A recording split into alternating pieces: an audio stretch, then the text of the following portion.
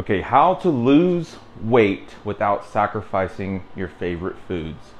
This is a extremely important lesson, okay? This is costing you a lot. Thinking in food as being good or bad, okay, is causing you not to lose weight. Let me explain. Okay, and if you're new to following me, I'm a personal trainer. I'm a nutritionist and an emotional eating coach with over 10 years of experience, 14 to be exact. But the important thing to understand, if you want to be able to lose weight while still eating the foods you enjoy, nutrition is important, but it's not as important as you may think it is. It has more to do with psychology. Let me explain. So, good or bad food, it's not a moral thing, okay?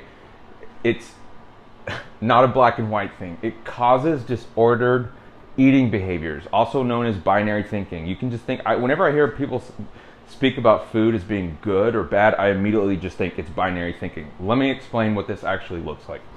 So when you think in terms of food being good or bad, it's going to start creating disordered eating behaviors. There's a really good book called 8 Keys to Emotional Eating. I'm going to use this as an example. So this person, they're talking about their patient, and they say, one patient told me that she wanted to taste her daughter's ice cream but resisted and then later binged. I can't tell you like how many times I used to do that before in the past, and how my clients I work with, when we first meet, they're doing this. Oh no, I resist, and I resist the urge. I just white knuckle it, and then later on in the middle of the night when no one else is up, they're eating all the ice cream, or they're eating all the chips, or they're eating all the cookies. They don't trust their instincts around food, so they keep it out of the house. That's what I used to do. Okay.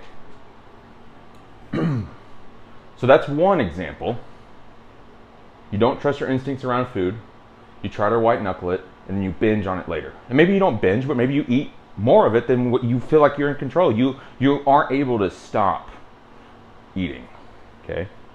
I just know from personal experience it usually was the whole bag of cookies or the whole thing of ice cream. Okay, so that's one example of behavior. Okay? So many of you that think this way, it's very common to feel that once you've gone off your diet, even a little, you failed it completely and will have to start all over again. Okay? Meanwhile, until you do restart it, you're technically not dieting, so you feel there's an opportunity that allows you to eat whatever, however much you want. This is a good example of how rigid rule following backfires by allowing you to ignore your own common sense and judgment. How many of you relate to that? Because I know I did a lot. Okay, what is an example of binary thinking? Good food, bad food? It's thinking as food is being permitted or forbidden. Your diet is either a success or a failure. You're either fat or thin. Food is either good or bad. You're in control, your eating is in control, or your eating is out of control. If I don't have it now, I will never be able to eat this again. Is it starting to click? Is it making sense? If we can stop the eating behavior, if we can stop this black and white thinking, you're not going to consume as many calories as you normally would. And guess what? You start to lose weight. It just becomes a consequence of changing your thinking. Okay, now this took me a while to understand this. So if you're listening to this and you're like, what? Go back and watch this again. Okay, because this is extremely important. It's not so much you're undisciplined, you're lazy, and this is why you eat too much. It's because it's your perception and how you perceive food as being good or bad. There's no in between. There's no shade areas of gray.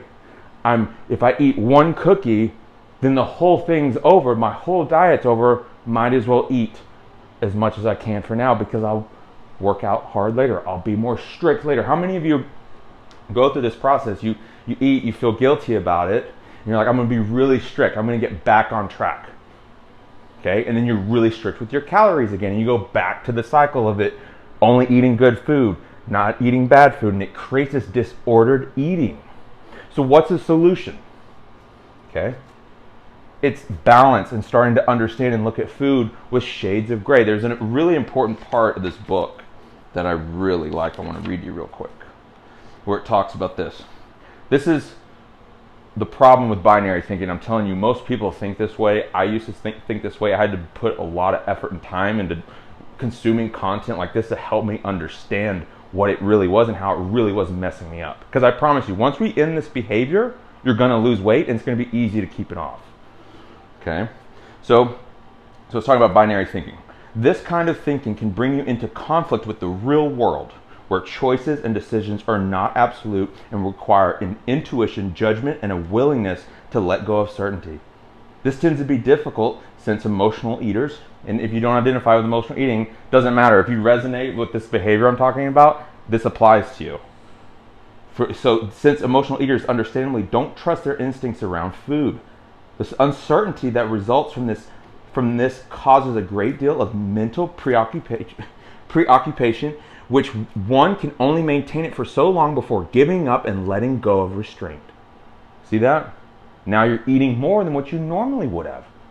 So this is extremely important. So this is so important because every client I've ever worked with over the last 14 years of my life always has some behaviors like this, okay? And what I wanted to do is I wanted to make a PDF that's going to give you step-by-step instructions on how to find the gray area, how to find balance. Because that's what everybody says. Oh, if I do balance, I'm not gonna lose weight, or I'm gonna eat all the food. No, that's disordered eating. That's a disordered mindset around food. Let's correct that. All right. I'm gonna give you a PDF that's gonna show you how to lose weight without sacrificing your favorite food. So I'm gonna give you step-by-step instructions that's gonna help this make more sense, and you can lose weight while still eating foods that you like. Because I promise you, once you fix this mindset and the way that you perceive food, you're not going to be eating as much. And this is scary because I know people are like, oh my God, it's just like this lady in the book, this patient. Oh, if I remove restriction, then I'm just going to eat like crazy. No, the only reason you're eating like crazy or eating more is because you've been so hard in restricting, because you think this food is being good or bad, which doesn't give you any gray area. So let's find the gray area and let's put it into action. Let's lose some weight. Because I promise you, once this makes sense to you, it's going to show in your life, and it's going to show when your clothes fit differently. Okay? So if you want the PDF, drop your comment below, or depending on however I set this up, there may be a link below. Put in your email, and I'm going to send it to you. All right? And this is going to make you successful. This is my passion. I put this here. This is my passion to help you lose weight long term. This isn't a get fit quick, like, oh, let's lose 30 pounds in 30 days. Let's make a lifestyle change. Let's make a long-term weight loss change. That's what I care about. So if you want that, drop it below. Make sure that you check your spam folder. Okay, sometimes people, when I send out emails like this, they don't get it, and that's usually why. So anyways, I hope that helps.